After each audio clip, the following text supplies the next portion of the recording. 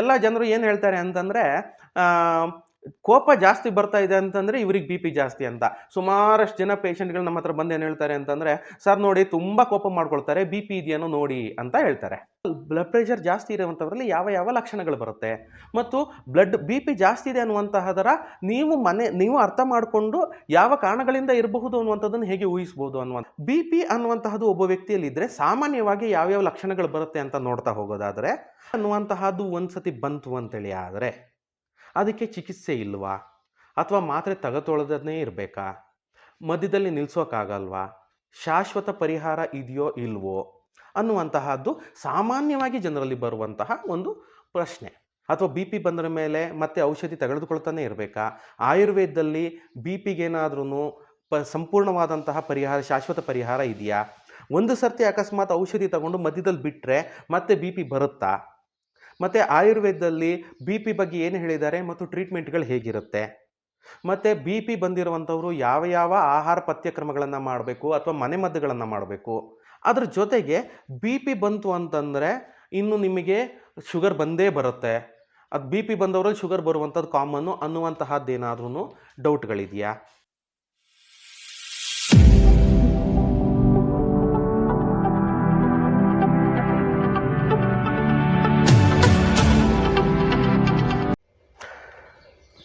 ಎಲ್ಲರಿಗೂ ನಮಸ್ಕಾರ.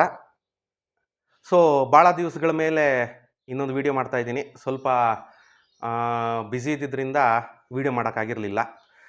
ಇನ್ನು ಮುಂದೆ ನಿಮಗೆ ರೆಗ್ಯುಲರ್ ಆಗಿ ವಿಡಿಯೋಗಳು ಬರ್ತಾ ಹೋಗುತ್ತೆ. ನಾನು ಡಾಕ್ಟರ್ ಕೃಷ್ಣಮೂರ್ತಿ BS, ಧನ್ವಂತರಿ ಆಯುರ್ವೇದ ಚಿಕಿತ್ಸಾಲಯ, ಚಿಕ್ಕಬಳ್ಳಾಪುರ. ಎಲ್ಲರಿಗೂ ಆಯುರ್ವೇದ ಯೂಟ್ಯೂಬ್ ಚಾನಲ್ಗೆ ಸ್ವಾಗತ. ನಾನು ನಿಮಗೆ ಶಾರ್ಟ್ಸಲ್ಲಿ ಹೇಳಿದ್ದೆ, ಬಿ ಪಿ ಅನ್ನುವಂಥದ್ರ ಬಗ್ಗೆ ಭಾಳ ಗೊಂದಲಗಳು, ತಪ್ಪು ಕಲ್ಪನೆಗಳು ಭಾಳ ಇದೆ. ಬಿ ಪಿ ಅನ್ನುವಂಥದ್ದು ಒಂದು ಸತಿ ಬಂದರೆ ಮತ್ತೆ ಹೋಗಲ್ಲ, ಅದಕ್ಕೆ ಔಷಧಿಗಳನ್ನು ತಗೊಳ್ತಾನೇ ಇರಬೇಕು, ಔಷಧಿಗಳನ್ನು ತಗೊಳ್ಳಿಲ್ಲ ಅಂತಂದರೆ ಆ ಸಮಸ್ಯೆ ವಾಸಿ ಆಗಲ್ಲ, ಅಥವಾ ಬಿ ಪಿ ಬಂದ್ರ ಮೇಲೆ ಶುಗರ್ ಬಂದೇ ಬರುತ್ತೆ, ಅಥವಾ ಶುಗರ್ ಇರುವಂಥವರಿಗೆ ಬಿ ಪಿ ಬರುತ್ತೆ. ಈ ರೀತಿ ಎಲ್ಲ ಗೊಂದಲಗಳು ಸಾಮಾನ್ಯವಾಗಿ ಇರುವಂತಹದ್ದು. ಮತ್ತು ಬಿ ಪಿಯನ್ನು ಮ್ಯಾನೇಜ್ ಮಾಡೋದು ಹೇಗೆ ಮತ್ತು ಬಿ ಪಿ ಸಮಸ್ಯೆಯಿಂದ ಬೇರೆ ಸಮಸ್ಯೆ ಬರದೇ ಇರೋ ತಡೆಗಟ್ಟೋದು ಹೇಗೆ ಮತ್ತು ಬಿ ಪಿ ಬಂದಿರೋರ ಪಥ್ಯ ಏನೇನು ಮಾಡಬೇಕು, ಈ ಎಲ್ಲವುದನ್ನು ನಾವು ನಮ್ಮ ಇಂದಿನ ವಿಡಿಯೋದಲ್ಲಿ ಡೀಟೇಲ್ ಆಗಿ ನೋಡ್ತಾ ಬರೋಣ. ಈ ವಿಡಿಯೋವನ್ನು ಸ್ಟಾರ್ಟ್ ಮಾಡೋಕ್ಕೂ ಮುಂಚೆ ಇನ್ನೂ ಯಾರೆಲ್ಲ ನನ್ನ ಎಲ್ಲರಿಗೂ ಆಯುರ್ವೇದ ಯೂಟ್ಯೂಬ್ ಚಾನಲನ್ನು ಸಬ್ಸ್ಕ್ರೈಬ್ ಮಾಡಿಲ್ಲ, ಎಲ್ಲರೂ ಈ ಕೂಡಲೇ ಸಬ್ಸ್ಕ್ರೈಬ್ ಮಾಡಿ ಮತ್ತು ಈ ಲಿಂಕನ್ನು ಬೇರೆಯವ್ರಿಗೂ ಶೇರ್ ಮಾಡಿ. ಮತ್ತು ನಿಮ್ಮ ಫ್ರೆಂಡ್ಸಲ್ಲಿ ಯಾರಾದ್ರೂ ಬಿ ಪಿ ಸಮಸ್ಯೆ ಇದ್ದವರಿದ್ದರೆ ಅವ್ರಿಗೆ ಕೂಡ ಶೇರ್ ಮಾಡಿ. ಯಾಕೆಂತಂದರೆ ಇದರಿಂದ ತುಂಬ ಹೆಲ್ಪ್ ಆಗುತ್ತೆ ಅವರ ಆರೋಗ್ಯವನ್ನು ಕಾಪಾಡ್ಕೊಳ್ಳೋದಕ್ಕೋಸ್ಕರ. ಎಲ್ಲರಿಗೂ ಆಯುರ್ವೇದ ಯೂಟ್ಯೂಬ್ ಚಾನಲ್ಗೆ ಸ್ವಾಗತ. Let's start the video. B P ಅನ್ನುವಂತಹದ್ದು ನಮ್ಮ ಭಾರತ ದೇಶದಲ್ಲಿ ಒಂದು ಸಾಮಾನ್ಯವಾದಂಥ ಸಮಸ್ಯೆ. ಒಂದು ವರದಿಯ ಪ್ರಕಾರ 60% ಜನಗಳಲ್ಲಿ ಬಿ ಪಿಯ ಸಮಸ್ಯೆ ಇದೆ ಭಾರತದಲ್ಲಿರುವಂಥವರಲ್ಲಿ ಅನ್ನುವಂತಹದ್ದು.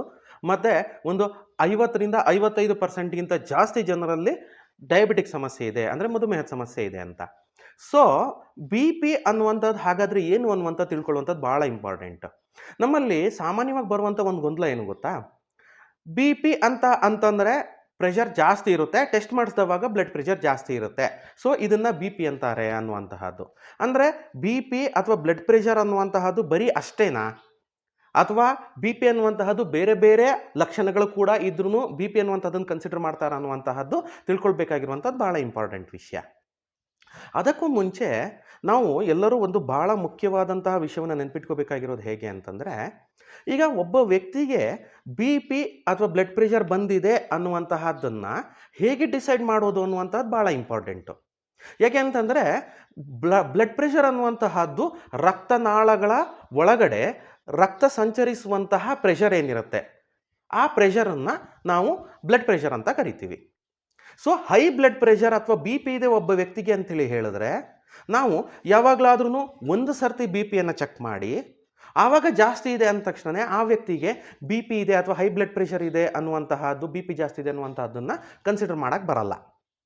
ಯಾಕೆ ಅಂತಂದರೆ ಈಗ ಹೈ ಬ್ಲಡ್ ಪ್ರೆಷರ್ ಅನ್ನುವಂತಹದ್ದು ಭಾಳಷ್ಟು ಕಾರಣಗಳಲ್ಲಿ ತಾತ್ಕಾಲಿಕವಾಗಿ ಕೂಡ ಜಾಸ್ತಿ ಇರ್ಬೋದು. ಅಂದರೆ ಹೇಗೆ ಗೊತ್ತಾ, ಒಬ್ಬ ವ್ಯಕ್ತಿ ಬಿಸಿಲಲ್ಲಿ ತುಂಬ ದೂರ ನಡ್ಕೊಂಡು ಬಂದಿದ್ದಾನೆ, ಅಥವಾ ಆ ವ್ಯಕ್ತಿ ಬಹಳ ಕೋಪ ಮಾಡ್ಕೊಂಡಿದ್ದಾನೆ, ಅಥವಾ ಬಹಳ ದುಃಖದಲ್ಲಿದ್ದಾನೆ, ಅಥವಾ ಜಾಸ್ತಿ ಓಡಿದ್ದಾನೆ, ಅಥವಾ ದೈಹಿಕ ಶ್ರಮ ಜಾಸ್ತಿ ಆಗಿದೆ ಆ ವ್ಯಕ್ತಿಗೆ, ಅಥವಾ ಆ ವ್ಯಕ್ತಿ ಬಹಳ ಮೆಟ್ಲನ್ನು ಹತ್ಕೊಂಡು ಬಂದಿದ್ದಾನೆ ಅಥವಾ ಭಾರವನ್ನು ಹೊತ್ತಿದ್ದಾನೆ. ಈ ರೀತಿ ಎಲ್ಲ ಕಂಡೀಷನ್ಸ್ಗಳಲ್ಲಿ ಸಾಮಾನ್ಯವಾಗಿ ಏನಿರುತ್ತೆ ಅಂತಂದರೆ ತಾತ್ಕಾಲಿಕವಾಗಿ ಆ ಸಂದರ್ಭದಲ್ಲಿ ಬ್ಲಡ್ ಪ್ರೆಷರ್ ಜಾಸ್ತಿ ಇರುತ್ತೆ. ಆದರೆ ಆ ವ್ಯಕ್ತಿಯನ್ನು ಸ್ವಲ್ಪ ಕೂಳಿಸಿ ಅಥವಾ ಆ ವ್ಯಕ್ತಿ ರೆಸ್ಟಿಗೆ ಟೈಮ್ ಬಂದ ಮೇಲೆ ಆ ಬಿ ಪಿ ಮತ್ತೆ ನಾರ್ಮಲಿಗೆ ಬರುತ್ತೆ. ಆ ರೀತಿ ಇರುವಂಥ ಕಂಡೀಷನ್ಸ್ಗಳಲ್ಲಿ ಒಂದೇ ರೀಡಿಂಗನ್ನು ತಗೊಂಡು ನಾವು ಆ ವ್ಯಕ್ತಿಗೆ ಬಿ ಪಿ ಜಾಸ್ತಿ ಇದೆ ಅಂತ ಕನ್ಸಿಡರ್ ಮಾಡೋಕ್ಕೆ ಬರಲ್ಲ. ನಾವು ಅದಕ್ಕೇನು ಮಾಡೋದು, ಬಿ ಪಿಯನ್ನು ನಾರ್ಮಲ್ ಆಗಿರುವಂತಹ ಕಂಡೀಷನ್ಸ್ಗಳಲ್ಲಿ, ಅಂದರೆ ಟೆನ್ಷನ್ ಇಲ್ಲದೆ ಅಥವಾ ದೈಹಿಕ ಶ್ರಮ ಇಲ್ಲದೆ ನಾರ್ಮಲ್ ಆಗಿರುವಂತಹ ಕಂಡೀಷನ್ಸ್ಗಳಲ್ಲಿ ಆ ವ್ಯಕ್ತಿಯ 2-3 ರೀಡಿಂಗನ್ನು ತಗೊಳ್ತಾ ಹೋಗೋದು. ಆವಾಗಲೂ ಕೂಡ ಆ ವ್ಯಕ್ತಿಯ ಬ್ಲಡ್ ಪ್ರೆಷರು ನಾರ್ಮಲಿಗಿಂತ ಜಾಸ್ತಿನೇ ಬರ್ತಾ ಇದೆ ಅಂತಂದರೆ ಆವಾಗ ಆ ವ್ಯಕ್ತಿಯಲ್ಲಿ ರಕ್ತದೊತ್ತಡ ಜಾಸ್ತಿ ಇದೆ, ಬಿ ಪಿ ಜಾಸ್ತಿ ಇದೆ ಅಂತೇಳಿ ಹೇಳಿ ನಾವು ಕನ್ಸಿಡರ್ ಮಾಡಲಿಕ್ಕೆ ಬರುತ್ತೆ. ಹಾಗಾದರೆ ನಾವು ಈ ಬಿ ಪಿ ಅನ್ನುವಂತಹದ್ದು ಯಾವ ಯಾವ ಕಾರಣಗಳಿಂದ ಬರುತ್ತೆ ಅನ್ನುವಂಥದ್ದನ್ನು ನೋಡೋದಕ್ಕೂ ಮುಂಚೆ ಮೊದಲನೇದಾಗಿ ಈ ಬ್ಲಡ್ ಪ್ರೆಷರ್ ಅನ್ನುವಂಥದ್ದು ಉತ್ಪತ್ತಿ ಆಗೋದು ಹೇಗೆ, ಬಿ ಪಿ ಅನ್ನುವಂಥದ್ದನ್ನು ತಿಳ್ಕೊಳ್ಬೇಕಾಗಿರುವಂಥದ್ದು ವೆರಿ ಇಂಪಾರ್ಟೆಂಟ್. ಸೊ ಯಾವಾಗ ನಮ್ಮ ಹೃದಯ, ಹಾರ್ಟ್ ಅನ್ನುವಂತಹದ್ದು ರಕ್ತವನ್ನು ಪಂಪ್ ಮಾಡುತ್ತೆ, ಅಂದರೆ ಹೃದಯ ಪಂಪ್ ಮಾಡಿ ರಕ್ತವನ್ನು ರಕ್ತನಾಳಗಳಿಗೆ ಹೊರಗಡೆಗೆ ಹಾಕುತ್ತೆ, ಅಂದರೆ ಅಯೋರ್ಟಾಯಿಂದ ಹೊರಗಡೆಗೆ ಬರುತ್ತೆ. ಅದು ದೇಹದ ಎಲ್ಲ ಭಾಗಗಳಿಗೆ, ಈವನ್ ಎಂಡ್ ಪಾರ್ಟ್ಸ್ ಅಂತ ಏನು ಹೇಳ್ತೀವಿ, ಕೈ, ಕಾಲು, ತಲೆ, ಎಂಡ್ ಪಾರ್ಟ್ಸ್ವರೆಗೂ ರಕ್ತನಾಳಗಳಲ್ಲಿ ರಕ್ತ ಸಂಚಾರ ಆಗಬೇಕು ಅಂತಂದರೆ ಒಂದು ಪ್ರೆಷರ್ ಮೇಂಟೈನ್ ಆಗಬೇಕಾಗುತ್ತೆ. ಹೇಗೆ ಇವಾಗ ಮೋಟ್ರಿಂದ ನಾವು ನೀರನ್ನು ಪೈಪಲ್ಲಿ ಬಿಟ್ಟರೆ ಅದು ಮೇಲ್ಗಡೆವರೆಗೂ ಓವರ್ ಹೆಡ್ ಟ್ಯಾಂಕಿಗೆ ಫಿಲ್ ಆಗುತ್ತೋ, ಅದೇ ಥರನೇ ಆ ಪ್ರೆಷರಿಂದಾಗಿ ಅದು ದೇಹದ ಎಲ್ಲ ಭಾಗಗಳಿಗೆ ಎಂಡ್ ಪಾರ್ಟ್ವರೆಗೂ ರಕ್ತ ಸಂಚಾರ ಆಗಬೇಕಂತಂದರೆ ಯಾವ ಪ್ರೆಷರನ್ನು ಮೇಂಟೈನ್ ಮಾಡುತ್ತೋ ಅದೇ blood pressure. So blood pressure ಅನ್ನುವಂತಹದ್ದು ಒಬ್ಬ ವ್ಯಕ್ತಿಗೆ ನಾರ್ಮಲ್ ಆಗಿ ಎಷ್ಟಿರಬೇಕು, ಅಂದರೆ ದೈಹಿಕವಾಗಿ ನಾರ್ಮಲ್ ಆಗಿ ರಕ್ತನಾಳಗಳಲ್ಲಿ ರಕ್ತ ಸಂಚಾರ ಆಗೋದಕ್ಕೆ ಎಷ್ಟು ಬೇಕೋ ಅದನ್ನು ನಾರ್ಮಲ್ ಬ್ಲಡ್ ಪ್ರೆಷರ್ ಅಂತ ಹೇಳ್ತೀವಿ. ಸಾಮಾನ್ಯವಾಗಿ ಇಂಡಿಯನ್ ಸ್ಟ್ಯಾಂಡರ್ಡ್ಗಳಲ್ಲಿ ಸಾಮಾನ್ಯವಾಗಿ ಸಿಸ್ಟೋಲಿಕ್ ಪ್ರೆಷರ್ ಮತ್ತು ಡಯಾಸ್ಟೋಲಿಕ್ ಪ್ರೆಷರ್ ಅಂತ ಹೇಳ್ತೀವಿ. ಸಿಸ್ಟೋಲಿಕ್ ಪ್ರೆಷರ್ ಅನ್ನುವಂತಹದ್ದು 120ರಿಂದ 130ರವರೆಗೆ ನಾರ್ಮಲ್ ಅಂತ ಕನ್ಸಿಡರ್ ಮಾಡ್ತೀವಿ. ಮತ್ತು ಡಯಾಸ್ಟೋಲಿಕ್ ಪ್ರೆಷರನ್ನು 80ರಿಂದ 90 ನಾರ್ಮಲ್ ಕನ್ಸಿಡರ್ ಮಾಡ್ತೀವಿ. ಸೊ ನಾವು ಬಿ ಪಿಯನ್ನು ಹೇಗೆ ಇಡ್ತೀವಿ ಅಂತಂದರೆ 120/80, 130/80 ಈ ರೀತಿ ರೀಡಿಂಗನ್ನು ತಗೊಳ್ತೀವಿ. ಸೊ ಆ ಬ್ಲಡ್ ಪ್ರೆಷರ್ ಏನಿದೆ ಅದನ್ನು ನಾರ್ಮಲ್ ಅಂತ ಕನ್ಸಿಡರ್ ಮಾಡ್ತೀವಿ. ಹಾಗೆಯೇ ಅದರಲ್ಲಿ ವ್ಯತ್ಯಾಸಗಳು ಬಂದಾವಾಗ ನಿಮಗೆ ಹೈ ಬ್ಲಡ್ ಪ್ರೆಷರ್ ಅನ್ನುವಂತಹದ್ದು ಬೇರೆ ಬೇರೆಯ ಸಂದರ್ಭಗಳಲ್ಲಿ ಬೇರೆ ಬೇರೆ ರೀಡಿಂಗ್ಗಳನ್ನು ಹೈ ಅಂತ ಕನ್ಸಿಡರ್ ಮಾಡ್ತಾ ಬರ್ತೀವಿ. ಅದು ನಾನು ನಿಮಗೆ ಮುಂದೆ ನನ್ನ ವಿಡಿಯೋದಲ್ಲಿ ಹೇಳ್ತಾ ಬರ್ತೀನಿ. ಹಾಗಾದರೆ ಹೈ ಬ್ಲಡ್ ಪ್ರೆಷರ್ ಅಂದರೆ ಏನು, ಬಿ ಪಿ ಜಾಸ್ತಿ ಇದೆ ಅಂದರೆ ಏನು ಅನ್ನುವಂಥದ್ದನ್ನು ಫಸ್ಟ್ ನೋಡೋಣ. ಒಬ್ಬ ವ್ಯಕ್ತಿ ತನ್ನ ನಾರ್ಮಲ್ ಆಗಿರುವಂತಹ ರೆಸ್ಟಿಂಗ್ ಪೀರಿಯಡಲ್ಲಿ, ಅಂದರೆ ಯಾವುದೇ ದೈಹಿಕವಾಗಿ ಅಥವಾ ಮಾನಸಿಕವಾಗಿ ಪ್ರೆಷರ್ ಇಲ್ಲದೇ ಇರುವಂತಹ ಕಂಡೀಷನಲ್ಲಿ ಕೂಡ ಆ ವ್ಯಕ್ತಿಗೆ ರಿಪೀಟ್ ಆಗಿ ನಾವು ಒಂದು 3, 4, 5 ಸರ್ತಿ ಟೆಸ್ಟ್ ಮಾಡಿದವಾಗಲೂ ಕೂಡ ನಾರ್ಮಲಿಗಿಂತನೂ ಜಾಸ್ತಿ ರೀಡಿಂಗ್ ಬರ್ತಾ ಹೋದರೆ ಆವಾಗ ಆ ವ್ಯಕ್ತಿಗೆ ಬ್ಲಡ್ ಪ್ರೆಷರ್ ಜಾಸ್ತಿ ಇದೆ ಅನ್ನುವಂತಹದ್ದನ್ನು ನಾವು ಕನ್ಸಿಡರ್ ಮಾಡ್ತೀವಿ. ಸೊ ಆ ರೀತಿ ಜಾಸ್ತಿ ಇರುವಂತಹ ಕಂಡೀಷನ್ಸ್ಗಳಲ್ಲಿ ಪ್ರೆಷರ್ ಜಾಸ್ತಿ ಇರುವಂಥ ಕಂಡೀಷನ್ಸ್ಗಳಲ್ಲಿ ನಾವು ಯಾವ ಯಾವ ಕಾರಣಗಳಿಂದ ಬ್ಲಡ್ ಪ್ರೆಷರ್ ಬಂದಿರಬಹುದು ಅನ್ನುವಂತಹದ್ದನ್ನು ನಾವು ಕ್ಲಾಸಿಫಿಕೇಷನ್ ಮಾಡ್ತಾ ಹೋಗ್ತೀವಿ. ಯಾಕೆ ಅಂತಂದರೆ ಅದು ಟ್ರೀಟ್ಮೆಂಟಿಗೆ ಬಹಳ ಮುಖ್ಯ ಆಗಿರುತ್ತೆ. ಸೊ ಹಾಗಾದರೆ ಯಾವ ಯಾವ ಕಾರಣಗಳಿಂದ ಬ್ಲಡ್ ಪ್ರೆಷರ್ ಜಾಸ್ತಿ ಬರಬಹುದು ಅನ್ನುವಂತಹದ್ದನ್ನು ನಾವೀಗ ನೋಡ್ತಾ ಹೋಗೋಣ. ನಾರ್ಮಲ್ ಆಗಿ ಮೊದಲನೇದಾಗಿ ಬ್ಲಡ್ ಪ್ರೆಷರ್ ಬರುವಂತಹದ್ದು ವಯಸ್ಸಿನ ಬದಲಾವಣೆಯಿಂದ. ಸೊ ವಯಸ್ಸಿನ ಬದಲಾವಣೆಯಿಂದ ಬ್ಲಡ್ ಪ್ರೆಷರ್ ಬರ್ತಾ ಇರೋದು ಅಂದರೆ ಹೇಗೆ ಅಂದರೆ, ಈಗ ನಾರ್ಮಲ್ ಆಗಿ ಯಂಗ್ ಏಜ್ಗಳಲ್ಲಿ ನಾವು ಬ್ಲಡ್ ಪ್ರೆಷರನ್ನು 120/80 ನಾರ್ಮಲ್ ಅಂತ ಕನ್ಸಿಡರ್ ಮಾಡ್ತೀವಿ. ಬಟ್ ಏಜ್ ಪ್ರೋಗ್ರೆಸ್ ಆಗ್ತಾ ಆಗ್ತಾ ಏನು ಸಿಸ್ಟೋಲಿಕ್ ಪ್ರೆಷರ್ ಏನಿದೆ ಆ ಪ್ರೆಷರ್ ಸ್ವಲ್ಪ ಜಾಸ್ತಿ ಆದರೂ ಕೂಡ ಅದನ್ನು ನಾರ್ಮಲ್ ಅಂತ ಕನ್ಸಿಡರ್ ಮಾಡ್ತಾ ಬರ್ತೀವಿ. ಅಂದರೆ ಈಗ 50ರಿಂದ 60 ವರ್ಷದರಲ್ಲಿ 130, 140ರವರೆಗೆ ಕೂಡ ನಾರ್ಮಲ್ ಅನ್ನುವಂಥ ಕನ್ಸಿಡರ್ ಮಾಡ್ತಾ ಬರ್ತೀವಿ. ಇನ್ನು 60ರಿಂದ 80 ವಯಸ್ಸಿನವರಲ್ಲಿ 150ರವರೆಗೆ ಕೂಡ. ಯಾಕೆ ಅಂತಂದರೆ ಬ್ಲಡ್ ಪ್ರೆಷರ್ ಅನ್ನುವಂತಹದ್ದು ರಕ್ತನಾಳಗಳ ಸಾಫ್ಟ್ನೆಸ್, ಅದರ ರಕ್ತನಾಳಗಳ ವಾಲ್ ಏನಿರುತ್ತೆ ಅದು ತುಂಬ ಹಾರ್ಡ್ ಆಗಿದ್ದರೆ ಕೂಡ ಬ್ಲಡ್ ಪ್ರೆಷರ್ ಸ್ವಲ್ಪ ಜಾಸ್ತಿ ಆಗಿರುತ್ತೆ. ವಯಸ್ಸು ಜಾಸ್ತಿ ಆಗ್ತಾ ಆಗ್ತಾ ರಕ್ತನಾಳಗಳೇನು ಹಾರ್ಡ್ ಆಗ್ತಾ ಹೋಗುತ್ತೆ ವಯಸ್ಸಿನ ಬದಲಾವಣೆಯಿಂದ, ಅದು ಕೂಡ ಸ್ವಲ್ಪ ಮಟ್ಟಿಗೆ ಬ್ಲಡ್ ಪ್ರೆಷರ್ನ ಜಾಸ್ತಿ ಇಡ್ತಾ ಹೋಗುತ್ತೆ. ಸೊ ಹಾಗಾಗಿ ಈ ವಯಸ್ಸು ಜಾಸ್ತಿ ಆಗ್ತಾ ಹೋದಾಗೆ ಸ್ವಲ್ಪ ಮಟ್ಟಿಗಿನ ಜಾಸ್ತಿ ಇರುವಂತಹ ಬ್ಲಡ್ ಪ್ರೆಷರನ್ನು ಕೂಡ ಆ ವ್ಯಕ್ತಿಯ ಆ ವಯಸ್ಸಿಗೆ ನಾರ್ಮಲ್ ಅನ್ನುವಂಥದ್ದನ್ನು ನಾವು ಕನ್ಸಿಡರ್ ಮಾಡ್ತಾ ಬರ್ತೀವಿ. ಒಂದನೆಯದು. ಎರಡನೆಯದು, ಬ್ಲಡ್ ಪ್ರೆಷರ್ ತುಂಬ ಜಾಸ್ತಿ ಇರುವಂತಹ ಅದರಲ್ಲಿ ಸ್ಟ್ರೆಸ್ ಬಹಳ ಮುಖ್ಯವಾಗಿ ಇರುವಂತಹ ಕಾರಣ. ಸ್ಟ್ರೆಸ್ ಅಥವಾ ಟೆನ್ಷನ್ ಅಥವಾ ಏನು ಮಾನಸಿಕ ಒತ್ತಡ ಅಂತ ಹೇಳ್ತೀವಿ ಅದು ಬಹಳ ಮುಖ್ಯವಾಗಿರುತ್ತೆ. ಸ್ಟ್ರೆಸ್ಸು, ಟೆನ್ಷನ್ ಇರುವಂಥವರಲ್ಲಿ ಇವು ಸಾಮಾನ್ಯವಾಗಿ ಬ್ಲಡ್ ಪ್ರೆಷರ್ ಸ್ವಲ್ಪ ಜಾಸ್ತಿ ಇರುತ್ತೆ. ಜಾಸ್ತಿ ಕೋಪ ಅಥವಾ ಜಾಸ್ತಿ ಕೆಲಸದ ಒತ್ತಡ ಇದರಲ್ಲಿ ಇರುವಂಥವರಲ್ಲಿ ಕೂಡ ಬ್ಲಡ್ ಪ್ರೆಷರ್ ಜಾಸ್ತಿ ಇರುತ್ತೆ. ಇನ್ನು ರಕ್ತನಾಳಗಳ ಮೇಲಿನ ಒತ್ತಡ ಜಾಸ್ತಿ ಆಗುವಂತಹ ದೈಹಿಕ ಶ್ರಮ ಮಾಡುವರಂಥರಲ್ಲಿ, ಅಂದರೆ ಫಿಸಿಕಲ್ ಆ್ಯಕ್ಟಿವಿಟಿ ಜಾಸ್ತಿ ಇರುವಂಥವರಲ್ಲಿ, ಹೊಲದಲ್ಲಿ ಕೆಲಸ ಮಾಡುವವರು, ಜಾಸ್ತಿ ಭಾರ ಎತ್ತುವಂಥವರಲ್ಲಿ, ಅಥವಾ ಈ ಅಥ್ಲೆಟ್ಸ್ಗಳಲ್ಲಿ ಯಾರು ಜಾಸ್ತಿ ರನ್ನಿಂಗ್ ಮಾಡ್ತಾರೆ, ಓಡ್ತಾರೆ ಅಂಥವರಲ್ಲಿ, ಆಮೇಲೆ ಯಾರು ಜಾಸ್ತಿ ಎತ್ತರದ ಸ್ಥಾನಗಳಲ್ಲಿ ಕೆಲಸ ಮಾಡ್ತಾರೆ, ಅಂದರೆ ಮೇಲೆ ಕೆಲಸ ಮಾಡುವಂಥವ್ರು, ಕ್ರೇನ್ಗಳಲ್ಲಿ ಹೋಗಿ ಕೆಲಸ ಮಾಡುವಂಥವರು, ಅವರಲ್ಲಿ ಕೂಡ ಸಾಮಾನ್ಯವಾಗಿ ಬ್ಲಡ್ ಪ್ರೆಷರ್ ಸ್ವಲ್ಪ ಜಾಸ್ತಿ ಇರ್ತದೆ. ಮತ್ತು ನಿದ್ದೆ ಸರಿಯಾಗಿ ಬರದೇ ಇರುವಂತಹದ್ದು, ಯಾವುದಾದ್ರೂ ಮಾನಸಿಕ ಕಾಯಿಲೆಯಿಂದ ಒದ್ದಾಡ್ತಾ ಅವರಲ್ಲಿ ಕೂಡ ಸಾಮಾನ್ಯವಾಗಿ ಬ್ಲಡ್ ಪ್ರೆಷರ್ ಜಾಸ್ತಿ ಇರುತ್ತೆ. ಮೂರನೆಯದು ಬಹಳ ಮುಖ್ಯವಾಗಿ ಪ್ರೆಗ್ನೆನ್ಸಿ ಸಮಯದಲ್ಲಿ, ಅಂದರೆ ನಾವು ಏನು ಗರ್ಭಧರಿಸ್ತಾರೆ ಹೆಂಗಸರು, ಆ ಸಂದರ್ಭದಲ್ಲಿ ಸಾಮಾನ್ಯವಾಗಿ ಬ್ಲಡ್ ಪ್ರೆಷರ್ ಸ್ವಲ್ಪ ಜಾಸ್ತಿ ಇರುತ್ತೆ. ಸಾಮಾನ್ಯವಾಗಿ ಏನಾಗುತ್ತೆ ಅಂತಂದರೆ, ಈ ಪ್ರೆಗ್ನೆನ್ಸಿ ಟೈಮಲ್ಲಿ ಬರುವಂತಹ ಬ್ಲಡ್ ಪ್ರೆಷರು ಸಾಮಾನ್ಯವಾಗಿ ಡೆಲಿವರಿ ಆದ ನಂತರ ಸ್ವಲ್ಪ ಕಡಿಮೆ ಆಗ್ತದೆ, ನಾರ್ಮಲ್ಸಿಗೆ ಬರ್ತದೆ. ಇನ್ನು ಒಂದು 40% ಆಫ್ ದ ಕಂಡೀಷನ್ಸ್ಗಳಲ್ಲಿ ಆ ಬ್ಲಡ್ ಪ್ರೆಷರ್ ಹಾಗೆ ಜಾಸ್ತಿ ಇದ್ದು ಮುಂದೆ ಅದೇ ಸಮಸ್ಯೆ ಆಗುವಂತಹ ಸಾಧ್ಯತೆ ಕೂಡ ಇರುತ್ತೆ. ಸೊ ಪ್ರೆಗ್ನೆನ್ಸಿನಲ್ಲಿ ಕೂಡ ಬ್ಲಡ್ ಪ್ರೆಷರ್ ಜಾಸ್ತಿ ಆಗುವಂತಹ ಸಾಧ್ಯತೆಗಳು ಜಾಸ್ತಿ ಇರುತ್ತೆ. ಇನ್ನು ಅದಾದ ನಂತರ ಹೃದಯ ಸಂಬಂಧಿ ರೋಗಗಳಿರುವಂತಹವರಲ್ಲಿ ಕೂಡ ಈ ಬ್ಲಡ್ ಪ್ರೆಷರ್ ಜಾಸ್ತಿ ಇರ್ತದೆ. ಅಂದರೆ ಈ ಹೃದಯ ಸಂಬಂಧಿ ಕಾಯಿಲೆಗಳಿರುವಂಥವರು, ಇಸ್ಚಮಿಕ್ ಹಾರ್ಟ್ ಡಿಸೀಸ್ ಇರಬಹುದು, ಅಥವಾ ಮಯೋಕಾರ್ಡಿಯಲ್ ಇನ್ಫ್ರಾಕ್ಷನ್ ಇರಬಹುದು, ಅಥವಾ ಬ್ರ್ಯಾಡಿಕಾರ್ಡಿ ಅಂತ ಹೇಳ್ತೀವಿ ನಾವು, ಟ್ರ್ಯಾಕಿಕಾರ್ಡಿ ಅಂತ ಹೇಳ್ತೀವಿ. ಈ ರೀತಿ ಬೇರೆ ಬೇರೆ ಹೃದಯ ಸಂಬಂಧಿ ಸಮಸ್ಯೆಗಳೇನಿರುತ್ತೆ ಅಂಥವರಲ್ಲಿ ಕೂಡ ಈ ಬ್ಲಡ್ ಪ್ರೆಷರ್ ಸಾಮಾನ್ಯವಾಗಿ ಜಾಸ್ತಿ ಇರುತ್ತೆ. ಇನ್ನು ಮುಂದಿನ ಕಾರಣ ಯಾವುದು ಅಂತಂದರೆ, ಲಿವರಿಗೆ ಸಂಬಂಧಪಟ್ಟಿರುವಂತಹ ಸಮಸ್ಯೆ. ಇದು ಕೂಡ ನೀವು ಅಬ್ಸರ್ವ್ ಮಾಡಿರಬಹುದು. ಯಾರಿಗೆ ಫ್ಯಾಟಿ ಲಿವರ್ ಜಾಸ್ತಿ ಇದೆ, ಯಾರಿಗೆ ಲಿವರಿನ ಸೈಜ್ ದೊಡ್ಡದಾಗಿದೆ, ಅಥವಾ ಲಿವರಿನ ಒಳಗಡೆ ಗಡ್ಡೆ ಫಾರ್ಮ್ ಆಗಿದೆ, ಅಥವಾ ನಾವೇನು ಲಿವರ್ ಫಂಕ್ಷನ್ ಟೆಸ್ಟನ್ನು ಮಾಡ್ತೀವಿ ಅದರಲ್ಲಿ ರೀಡಿಂಗ್ಗಳು ಜಾಸ್ತಿ ಇದೆ, ಅಂಥವರಲ್ಲಿ ಕೂಡ ಲಿವರಿನ ಫಂಕ್ಷನಿನ ವ್ಯತ್ಯಾಸದಿಂದ ಕೂಡ ಬ್ಲಡ್ ಪ್ರೆಷರು ಜಾಸ್ತಿ ಇರುವಂಥ ಸಾಧ್ಯತೆ ಇರುತ್ತೆ. ಈ ಲಿವರಿನ ಕೆಳಗಡೆ ಭಾಗದ ರಕ್ತನಾಳಗಳಲ್ಲಿ ಪ್ರೆಷರ್ ಜಾಸ್ತಿಯಾಗಿ ಅದು ಕೂಡ ದೇಹದಲ್ಲಿ ಊತಗಳನ್ನು ತರಿಸಿ ಬ್ಲಡ್ ಪ್ರೆಷರನ್ನು ಜಾಸ್ತಿ ಮಾಡುವಂಥ ಸಾಧ್ಯತೆಗಳಿರುತ್ತೆ. ಇನ್ನು ಅದಲ್ಲದೆ ರಕ್ತನಾಳಗಳ ಸಮಸ್ಯೆ ಸಂಬಂಧಪಟ್ಟಿರುವಂಥ ಸಮಸ್ಯೆ, ಅಂದರೆ ಅಥಿರೋಸ್ಕ್ಲಿರೋಸಿಸ್ ಅಂತ, ರಕ್ತನಾಳಗಳ ಒಳಗಡೆಗೆ ಫ್ಯಾಟ್ ಕಲೆಕ್ಟ್ ಆಗಿ, ಕೊಬ್ಬು ಜಾಸ್ತಿ ಕಲೆಕ್ಟ್ ಆಗಿ ಅದರಿಂದ ಕೂಡ ಬ್ಲಡ್ ಪ್ರೆಷರ್, ನಾವೇನು ಹೇಳ್ತೀವಲ್ವಾ, ಹಾರ್ಟ್ ವಾಲ್ ಬ್ಲಾಕ್ ಆಗಿದೆ ಅಥವಾ ರಕ್ತನಾಳಗಳಲ್ಲಿ ಕೊಬ್ಬು ಜಾಸ್ತಿ ಆಗಿದೆ, ಅದರಿಂದ ಕೂಡ ಬ್ಲಡ್ ಪ್ರೆಷರ್ ಜಾಸ್ತಿ ಆಗುವಂಥ ಸಾಧ್ಯತೆಗಳಿರುತ್ತೆ. ಕಿಡ್ನಿಯ ಸಮಸ್ಯೆ ಇರುವಂಥವರಲ್ಲಿ ಕೂಡ ಬ್ಲಡ್ ಪ್ರೆಷರ್ ಜಾಸ್ತಿ ಆಗುತ್ತೆ. ಈ ಕಿಡ್ನಿ ಫೇಲ್ಯೂರ್ ಆಗಿರುವಂಥವರಲ್ಲಿ, ಅಥವಾ ಕ್ರಿಯೇಟಿನಿನ್ ಲೆವೆಲ್ ಜಾಸ್ತಿ ಇದೆ ಅನ್ನುವಂಥವರಲ್ಲಿ, ಅಥವಾ ಮೂತ್ರ ಸರಿಯಾಗಿ ಹೋಗದೇ ಇರುವಂಥವರಲ್ಲಿ, ಇಂಥವರಲ್ಲಿ ಕೂಡ ಆ್ಯಕ್ಚುಲಿ ಬ್ಲಡ್ ಪ್ರೆಷರ್ ಜಾಸ್ತಿ ಇರ್ತದೆ. ಇವು ಸಾಮಾನ್ಯವಾಗಿ ಬರುವಂತಹ ಬ್ಲಡ್ ಪ್ರೆಷರ್ ಜಾಸ್ತಿ ಇರುವಂತಹ ಕಾರಣಗಳು. ಇದಲ್ಲದೆ ಇನ್ನು ಬೇರೆ ಬೇರೆ ಸಮಸ್ಯೆಗಳ ಸೆಕೆಂಡ್ರಿ ಎಫೆಕ್ಟ್ ಆಗಿ ಕೂಡ ಬ್ಲಡ್ ಪ್ರೆಷರ್ ಬರುವಂಥ ಸಾಧ್ಯತೆಗಳಿರುತ್ತೆ. ಈಗ ಬ್ರೈನಿಗೆ ಸಂಬಂಧಪಟ್ಟಿರುವಂಥದ್ದು, ಲಿವರಿಗೆ ಸಂಬಂಧಪಟ್ಟಿರುವಂಥ ಸಂದರ್ಭಗಳಲ್ಲಿ, ಈವನ್ ಗ್ಯಾಸ್ಟ್ರಿಕ್ಕು, ಎಸಿಡಿಟಿ ಕೂಡ ನಿಮಗೆ ಬ್ಲಡ್ ಪ್ರೆಷರನ್ನು ಜಾಸ್ತಿ ಮಾಡಿಸ್ಬೋದು.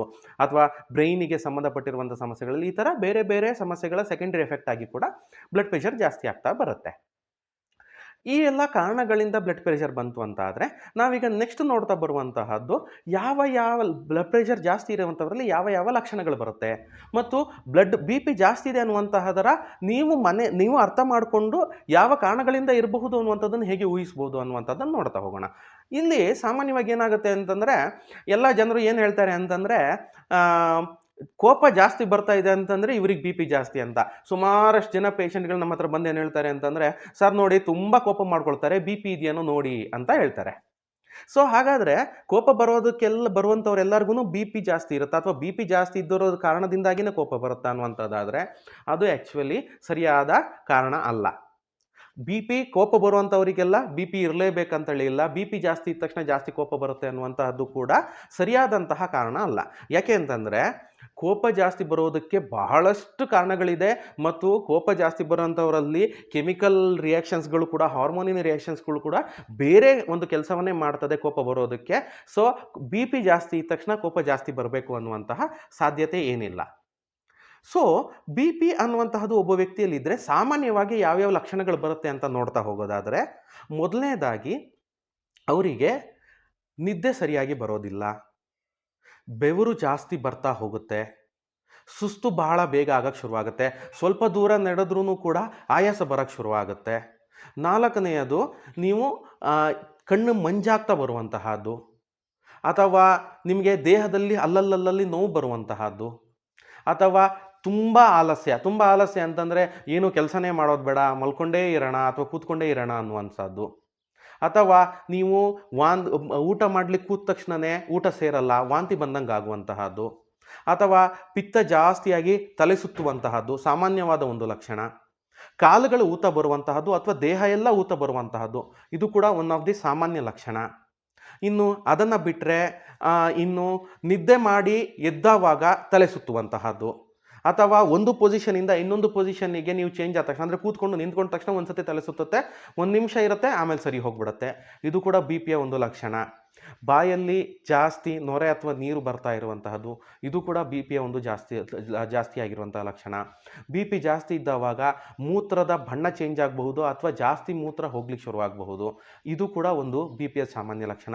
ಇನ್ನು ಕೆಲವಂಥವರಲ್ಲಿ ಬಿ ಪಿ ಜಾಸ್ತಿ ಇರುವಂತಹ ಅವರಲ್ಲಿ ಏನಾಗುತ್ತೆ ಅಂತಂದರೆ ಚರ್ಮ ತುಂಬ ಡ್ರೈ ಆಗುವಂತಹದ್ದು, ಅಥವಾ ಕಣ್ಣಿನ ಸುತ್ತ ಕಪ್ಪು ಮಾರ್ಕ್ಗಳು ಬರುವಂತಹದ್ದು, ಅಂಡ್ರೈ ಡಾರ್ಕ್ನೆಸ್ ಅಂತ ಏನು ಹೇಳ್ತೀವಿ ಅದಾಗಬಹುದು, ಅಥವಾ ಮುಖ ತುಂಬ ಊತ ಬರುವಂತಹದ್ದಾಗಿರಬಹುದು, ಅಥವಾ ಕಣ್ಣಿನಲ್ಲಿ ಕೆಂಪಾಗುವಂಥದ್ದು ಅಥವಾ ಕಣ್ಣಿನಲ್ಲಿ ರಕ್ತನಾಳಗಳು ಎದ್ದು ಕಾಣುವಂತಹದ್ದು, ಇವು ಕೂಡ ಬಿ ಪಿ ಜಾಸ್ತಿ ಇರುವಂತಹವರಲ್ಲಿ ಸಾಮಾನ್ಯವಾಗಿ ಕಂಡುಬರುವಂತಹ ಲಕ್ಷಣಗಳು.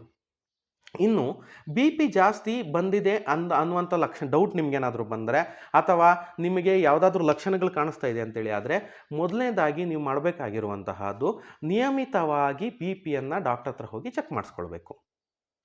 ಆವಾಗ ನಿಮಗೆ ಒಂದು ಕ್ಲಿಯರ್ ಐಡಿಯಾ ಬರುತ್ತೆ. ಅಂದರೆ ಬಿ ಪಿ ಜಾಸ್ತಿ ಇದೆಯಾ, ಅಥವಾ ಈ ಕಾರಣಗಳು ಬೇರೆ ಯಾವುದಾದ್ರೂ ಸಮಸ್ಯೆಯಿಂದ ಬರ್ತಾ ಇದೆಯಾ ಅನ್ನುವಂಥದ್ದನ್ನು ಫಸ್ಟ್ ಡಯಾಗ್ನೋಸ್ ಮಾಡ್ಕೊಳ್ಬೇಕು. ನಾನು ನಿಮಗೆ ಮುಂಚೆನೇ ಹೇಳಿರೋ ಹಾಗೆ, ಒಂದು ಸರ್ತಿ ಬಿ ಪಿಯನ್ನು ಚೆಕ್ ಮಾಡಿದ ತಕ್ಷಣ ನಿಮಗೆ ಬಿ ಪಿ ಜಾಸ್ತಿ ಇದೆ ಅಂತ ಹೇಳಿ ನೀವು ಔಷಧಿಯನ್ನು ಶುರು ಮಾಡುವಂಥ ಅವಶ್ಯಕತೆ ಇರೋದಿಲ್ಲ. ನಿಮಗೆ ಅಕಸ್ಮಾತ್ ಒಂದು ಸರ್ತಿ ಬಿ ಪಿ ಜಾಸ್ತಿ ಇದೆ ಅಂದರೂ ಕೂಡ ನೀವು ಆಹಾರದಲ್ಲಿ ಕೆಲವೊಂದು ಬದಲಾವಣೆಗಳನ್ನು ಮಾಡಿಕೊಂಡು ಆ ನಂತರ ಅದರಲ್ಲಿ ಕೂಡ ಬಿ ಪಿ ಕಡಿಮೆ ಆಗದೇ ಇದ್ದರೆ, ಅಂದರೆ ಈಗ ಹೇಗೆ ಅಂದರೆ ಬೆಳಿಗ್ಗೆ ಸಾಯಂಕಾಲ ಅಥವಾ ದಿನ ಬಿಟ್ಟು ದಿನ ಅಥವಾ ಪ್ರತಿದಿನ ನೀವು ಬಿ ಪಿಯನ್ನು ಚೆಕ್ ಮಾಡೋದ್ರಿಂದ ನೀವು ಎಲ್ಲ ನಿಮ್ಮ ಬದಲಾವಣೆಗಳನ್ನು ಮಾಡಿಕೊಂಡು ಆಹಾರದಲ್ಲಿ ವಿಹಾರದಲ್ಲಿ ಆವಾಗಲೂ ಕೂಡ ಬಿ ಪಿ ಜಾಸ್ತಿ ಇದೆ ಅಂದರೆ ಆವಾಗ ನೀವು ಬಿ ಪಿಗೆ ಚಿಕಿತ್ಸೆಯನ್ನು ತೆಗೆದುಕೊಳ್ಬೇಕಾಗ್ತದೆ. ನೀವು ಯಾವ ರೀತಿ ಟೆಸ್ಟನ್ನು ಮಾಡಬೇಕು, ಮತ್ತು ಎಷ್ಟು ದಿನಕ್ಕೊಂದ್ಸತಿ ಟೆಸ್ಟ್ ಮಾಡಬೇಕು, ಮತ್ತು ಬಿ ಪಿ ಇದೆಯೋ ಇಲ್ವೋ ಅವೆಲ್ಲವುದನ್ನು ಕೂಡ ನಿಮಗೆ ನಿಮ್ಮ ಡಾಕ್ಟರ್ ಡಿಸೈಡ್ ಮಾಡ್ತಾರೆ ಯಾವ ರೀತಿ ಮಾಡಬೇಕು ಅನ್ನುವಂತಹದ್ದನ್ನು. ಇನ್ನು ಹಾಗಾದರೆ ಬಿ ಪಿ ಅನ್ನುವಂತಹದ್ದು ಒಂದು ಸತಿ ಬಂತು ಅಂತೇಳಿ ಆದರೆ ಅದಕ್ಕೆ ಚಿಕಿತ್ಸೆ ಇಲ್ವಾ, ಅಥವಾ ಮಾತ್ರೆ ತೆಗೆದುಕೊಳ್ಳೋದನ್ನೇ ಇರಬೇಕಾ, ಮಧ್ಯದಲ್ಲಿ ನಿಲ್ಲಿಸೋಕ್ಕಾಗಲ್ವಾ, ಶಾಶ್ವತ ಪರಿಹಾರ ಇದೆಯೋ ಇಲ್ವೋ ಅನ್ನುವಂತಹದ್ದು ಸಾಮಾನ್ಯವಾಗಿ ಜನರಲ್ಲಿ ಬರುವಂತಹ ಒಂದು ಪ್ರಶ್ನೆ. ಅದರ ಜೊತೆಗೆ ಬಿ ಪಿ ಬಂತು ಅಂತಂದರೆ ಇನ್ನು ನಿಮಗೆ ಶುಗರ್ ಬಂದೇ ಬರುತ್ತೆ, ಅದು ಬಿ ಪಿ ಬಂದವರಲ್ಲಿ ಶುಗರ್ ಬರುವಂಥದ್ದು ಕಾಮನ್ನು ಅನ್ನುವಂತಹದ್ದೇನಾದ್ರೂ ಡೌಟ್ಗಳಿದೆಯಾ? ಈ ಎಲ್ಲ ವಿಷಯಗಳನ್ನು ನಾವು ನಮ್ಮ ಮುಂದಿನ ವಿಡಿಯೋದಲ್ಲಿ ಡೀಟೇಲ್ ಆಗಿ ನಿಮಗೆ ವಿವರಿಸ್ತಾ ಬರ್ತೀನಿ. ಅಥವಾ ಬಿ ಪಿ ಬಂದ ಮೇಲೆ ಮತ್ತೆ ಔಷಧಿ ತೆಗೆದುಕೊಳ್ತಾನೆ ಇರಬೇಕಾ, ಆಯುರ್ವೇದದಲ್ಲಿ ಬಿ ಪಿಗೇನಾದ್ರೂ ಸಂಪೂರ್ಣವಾದಂತಹ ಪರಿಹಾರ, ಶಾಶ್ವತ ಪರಿಹಾರ ಇದೆಯಾ, ಒಂದು ಸರ್ತಿ ಅಕಸ್ಮಾತ್ ಔಷಧಿ ತಗೊಂಡು ಮಧ್ಯದಲ್ಲಿ ಬಿಟ್ಟರೆ ಮತ್ತೆ ಬಿ ಪಿ ಬರುತ್ತಾ, ಮತ್ತು ಆಯುರ್ವೇದದಲ್ಲಿ ಬಿ ಪಿ ಬಗ್ಗೆ ಏನು ಹೇಳಿದ್ದಾರೆ ಮತ್ತು ಟ್ರೀಟ್ಮೆಂಟ್ಗಳು ಹೇಗಿರುತ್ತೆ, ಮತ್ತು ಬಿ ಪಿ ಬಂದಿರುವಂಥವರು ಯಾವ ಯಾವ ಆಹಾರ ಪಥ್ಯಕ್ರಮಗಳನ್ನು ಮಾಡಬೇಕು ಅಥವಾ ಮನೆಮದ್ದುಗಳನ್ನು ಮಾಡಬೇಕು, ಈ ಎಲ್ಲವುದನ್ನು ನಾನು ನಿಮಗೆ ನನ್ನ ಮುಂದಿನ ವಿಡಿಯೋದಲ್ಲಿ ಡೀಟೇಲ್ ಆಗಿ ವಿವರಿಸ್ತಾ ಹೋಗ್ತೀನಿ. ನೀವು ಈ ವಿಡಿಯೋದನ್ನು ನಿಮ್ಮ ಹೆಚ್ಚಿನ ಫ್ರೆಂಡ್ಸ್ಗಳಿಗೆ ಶೇರ್ ಮಾಡಿ. ಯಾಕೆ ಅಂತಂದರೆ ಬಿ ಪಿ ಅನ್ನುವಂಥದ್ದು ಒಂದು ಸಾಮಾನ್ಯ ಸಮಸ್ಯೆ ಆಗಿರೋದ್ರಿಂದ ಎಲ್ಲರೂ ಇದ್ರ ಬಗ್ಗೆ ತಿಳ್ಕೊಳ್ಳಿ. ಮತ್ತು ನನ್ನ ಮುಂದಿನ ವಿಡಿಯೋ ಏನಿರುತ್ತೆ ಅದು ಬಹಳ ಮುಖ್ಯವಾದಂತಹ ವಿಡಿಯೋ. ಯಾಕೆ ಅಂತಂದರೆ ಇದರಲ್ಲಿ ನಿಮಗೆ ಸಾಮಾನ್ಯವಾಗಿ ಜನರಲ್ಲಿ ಇರುವಂತಹ ಗೊಂದಲಗಳು, ತಪ್ಪುಗಳೇನಿದೆ ಅದಕ್ಕೆ ನಾನು ನಿಮಗೆ ಪರಿಹಾರವನ್ನು ಕೊಡ್ತಾ ಹೋಗ್ತೀನಿ, ತಿಳಿಸ್ತಾ ಹೋಗ್ತೀನಿ ಏನು ಅಂತ. ಸೊ ಅದಕ್ಕೂ ಮುಂಚೆ ಈ ವಿಡಿಯೋವನ್ನು ಸಂಪೂರ್ಣವಾಗಿ ನೋಡಿ ಮತ್ತು ಈ ವಿಡಿಯೋವನ್ನು ಎಲ್ಲರಿಗೂ ಶೇರ್ ಮಾಡಿ.